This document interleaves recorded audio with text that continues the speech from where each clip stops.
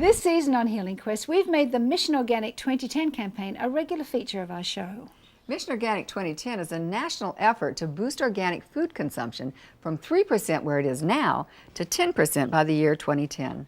The Organic Centre experts we talk to say the health benefits will be important for the planet and important for all of us. Benefits like lower rates of ADD and autism in our children and a healthier diet for all ages. Well, if you think about the benefits of organics, there's no pesticides, there's no genetic modification of the products, no growth hormones, and those are all very important to the overall nutrition and healthfulness of organic products. James White is a member of the Organic Center Board and a senior executive with a growing brand that's bringing organic food into mainstream supermarkets across the country.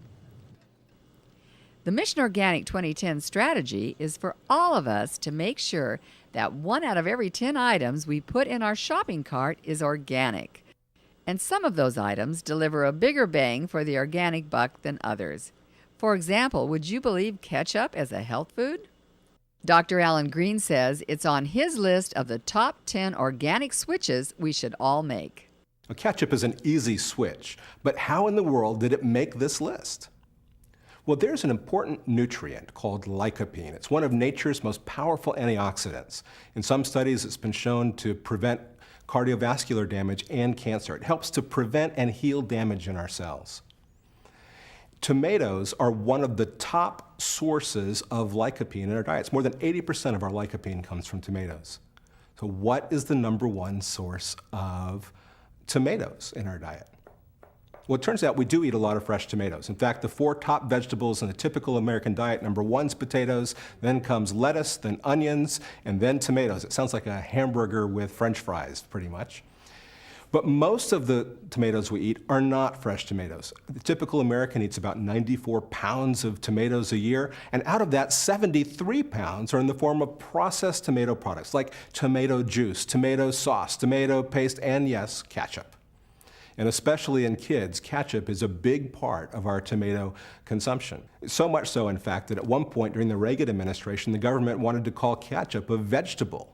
So in recent years, some of the USDA scientists decided to look into ketchup and find out, is it a good source of this really important nutrient lycopene? Is it a good source of antioxidants? And they measured a variety of different kinds of ketchup, conventional store brands, and the little foil packets that you get sometimes at restaurants, and the stuff that's squirted onto fast food burgers, and some organic brands. And they found that on average, organic ketchup has 57% more lycopene than its counterparts, and double the total antioxidants. A big nutritional difference. One organic ketchup had 183 micrograms per gram of lycopene. That's about 3 times as much as the conventional ketchups, and 5 times as much as a fresh tomato.